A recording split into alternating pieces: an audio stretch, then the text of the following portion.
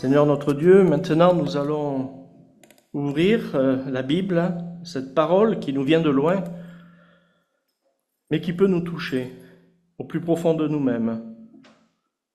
Une parole qui peut devenir la parole de vie pour chacun. Il est bien difficile pour nous de tout comprendre, bien entendu.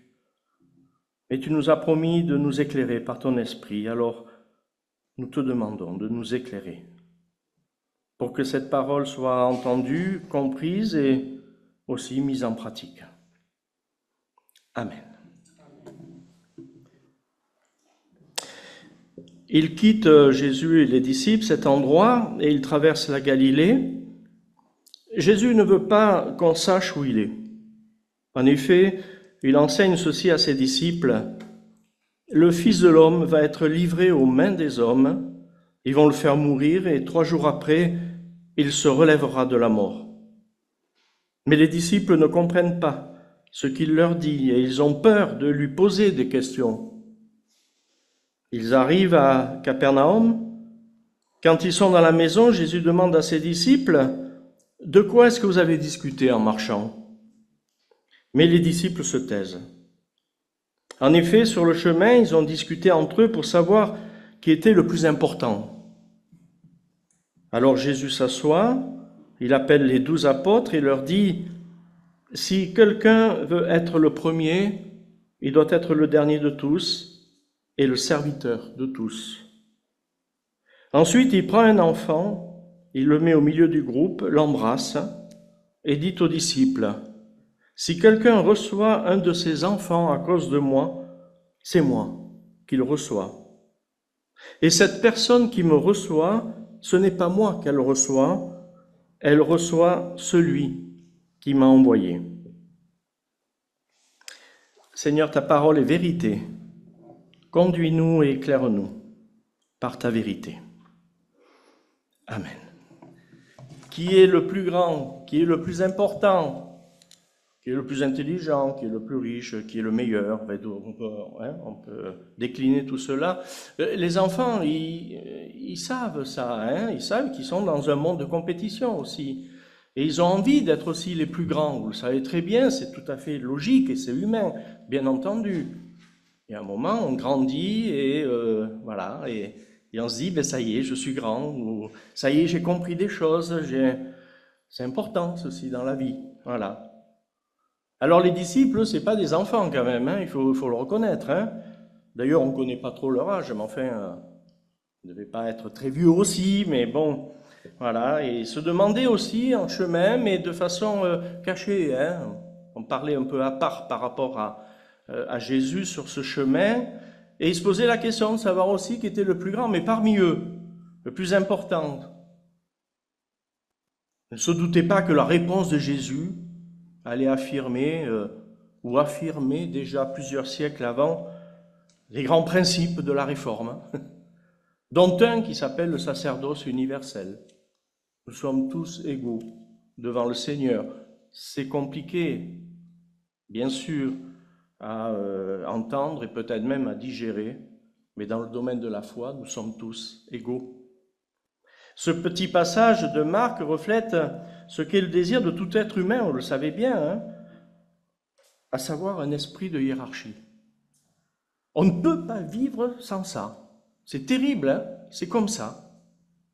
La volonté d'être le plus grand, le meilleur, est une préoccupation qui ne date pas d'aujourd'hui, qui est bien sûr tout à fait louable, quand je parle aux enfants, aux jeunes, qui ont envie de grandir, d'être bon, d'être meilleur, etc., mais qui est toujours présente dans l'être humain. C'est le goût de la performance, de la compétitivité, je ne vous rappellerai pas les Jeux Olympiques, du dépassement non pas de soi, mais souvent des autres. On ne rentre pas en compétition pour se surpasser forcément, mais pour surpasser l'autre, très souvent. Et il faut toujours qu'il y ait un chef et des subalternes. On ne comprend pas la vie, sa vie, sans une hiérarchie des compétences et des performances. Et cette grande question, qui est le meilleur? Eh bien, il faut toujours battre l'autre. être toujours plus fort, plus intelligent. Ça, c'est le mauvais côté, bien entendu, vous le savez. Cela contribue aussi à une escalade de la performance et qui n'aboutit pas forcément à de bons résultats, mais qui laisse beaucoup de laisser pour compte, sachez-le. Et notamment ceux qui partent avec un handicap dans la vie. Cette recherche de la performance commence dès l'école. Alors je ne sais pas si c'est toujours le cas, mais il n'y a pas si longtemps encore, on en parlait. Il n'y a pas si longtemps, les évaluations ont fait leur apparition dans les classes de maternelle. Après, au primaire, où on voulait déjà diriger les enfants sur une voie parce qu'on savait que c'était leur voie. Moi, ça m'est arrivé, mais j'avais 17 ans. Alors, ma voie, elle était déjà tracée, mais pas tout à fait. Dès le plus jeune âge, on met les enfants en compétition. Cela débouche souvent un assortiment de sanctions, d'ailleurs. Alors, je ne vous parle pas de la Chine ou d'autres pays où il faut être le meilleur, mais à coups de bâton. D'ailleurs, en France, c'était le cas à un moment donné aussi. C'est pas le bâton, mais c'était la règle sur les doigts. Enfin bon, je l'ai eu aussi. On vous met sur des voies de garage, très souvent. Et il y a un manque de considération attribué à ceux qu'on a pensé être les moins bons. Parce que cela n'aboutit parfois à des choses graves, voire à des chômages et autres. L'esprit de compétition par tous et pour tout débouche souvent sur ce que l'on appelle la fierté. D'ailleurs, je ne sais pas si vous avez remarqué à la télévision ou dans d'autres médias, c'est un mot qui est omniprésent. Tout simplement en discutant peut-être avec d'autres personnes, voire des amis, on entend toujours dire « je suis fier de ceci ou de cela ». Alors ça m'a gonflé, ça, à un moment donné, vous me connaissez, voilà. Et je ne condamne pas cet esprit de fierté qui émane, je pense, avant tout, d'une satisfaction, d'avoir bien fait les choses, on est bien d'accord. On est toujours sur une ligne très fine, on peut basculer d'un côté ou de l'autre. Et cela, quand même, m'a pas empêché d'aller consulter le Larousse. Je me suis dit, mais il y a quelque chose qui tourne pas rond, parce que j'aime le faire, ça, bon. Et au mot fierté, je lis qui se croit supérieur aux autres et le manifeste par son comportement, qui a le sentiment de son honneur, qui a des sentiments élevés, qui tire orgueil, satisfaction de quelque chose ou de quelqu'un. Moi, ça m'a un peu séché, vous voyez. Je suis devenu un peu calviniste à un moment donné. Dans ce monde en compétition, Jésus répond par cet esprit de fierté, de hiérarchie, de toujours être le meilleur, par un enfant. Et c'est ça qui est extraordinaire. À l'esprit de fierté, Jésus répond par un enfant. Au moment où Jésus entrevoit, d'ailleurs même, c'était un moment important, sa passion prochaine, au moment où il essaie de faire comprendre à ses disciples ce qu'il attend, il y a un véritable fossé qui les sépare. Le décalage entre Jésus et ses disciples n'a jamais été aussi grand. Au moment où lui parle de son avenir, eux parlent de leur avenir, de savoir si y en a un qui va dominer l'autre, finalement. Alors, au-delà de l'esprit de performance, Jésus fait apparaître alors un autre esprit. Et il commence par ces deux gestes significatifs. Il s'assoit, ça veut dire il se pose, il prend le temps et il fait venir un enfant. Ce sont deux gestes très forts, Ce n'est pas la première fois qu'il fait venir des enfants, on le sait, Mais vous comprendrez bien l'enjeu dans le domaine de la foi. Si nous nous mesurons par rapport à l'autre pour savoir qui est le meilleur ou qui a le mieux compris la Bible, notamment, la communication de la vérité peut faire des ravages. Finalement, où sont les médaillés d'or de la foi? Il est vrai pourtant que l'essentiel, c'est la foi. Ça, c'est un des grands principes de la Réforme. L'essentiel, c'est la foi.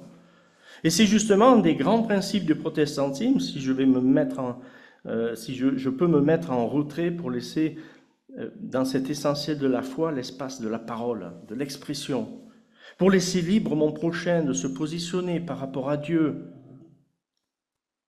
La foi naît de la rencontre personnelle avec Dieu. Elle n'est pas un prétexte à étouffer ou assouvir l'autre. Les disciples ne comprennent pas ou ne veulent pas comprendre. Parce que ce n'est pas de leur monde, cet esprit-là. Ce que Jésus essaie de leur dire, c'est difficile à comprendre. Par conséquent, ils ne comprennent plus non plus le sens alors de leur mission, si tant est qu'ils ne l'aient jamais compris. Mais alors, qu'est-ce que Jésus a de si important à leur dire pour utiliser ces deux gestes forts? Je m'assieds, je prends un enfant. Qu'est-ce qui fait la particularité d'un enfant? Tiens, il y a une caractéristique commune aux enfants de tous les lieux, de toutes les époques. Certes, ils veulent grandir, ils veulent se surpasser, c'est super ça. Mais un enfant, c'est quelqu'un, en exemple donné par Jésus, qui reçoit tout des autres, de ses parents. Petit à petit, il se détachera et il fera sa vie, bien sûr. Il sera un adulte, en tant qu'être humain, mais aussi dans la foi, certainement. Un enfant est toujours dépréoccupé de lui-même. Si Jésus met un enfant en avant, s'il fait d'un enfant un modèle, c'est pour faire comprendre aux disciples que l'important ne sont pas leurs capacités, leurs compétences, tout ce qu'ils sont capables de faire, et avant tout, ce qui est important, c'est leur attachement au Christ. Par la grâce seule. C'est des deuxièmes grands principes du protestantisme. La valeur d'une personne ne dépend pas de ses qualités, ni de son mérite, ni de son statut social. Elle est un don gratuit de Dieu qui confère à chaque être humain un prix inestimable. Une place identique devant Dieu et au sein de l'Église, même pour les conseillers presbytéraux. Et cela s'appelle le sacerdoce universel. Il est vrai pourtant que dans notre texte, Jésus ne dit pas aux disciples « Écoutez, c'est pas bien de chercher à savoir qui est le plus grand, qui est le meilleur. » Il ne leur dit pas « Ce n'est pas bien de vous poser cette question, restez dans votre coin, là, comme les enfants. » Il ne les déresponsabilise pas. Parce que notre nature humaine ne peut pas s'empêcher de cela, vous le savez bien, d'avoir cet esprit-là. Il leur montre simplement un chemin pour être vraiment efficace. Ce chemin, c'est prendre conscience que nous recevons tout d'un autre, que nous recevons tout de Dieu. Très souvent, j'ai vu des paroisses qui se posaient la question de leur avenir. Et je dis l'avenir, c'est pas vous, c'est Dieu.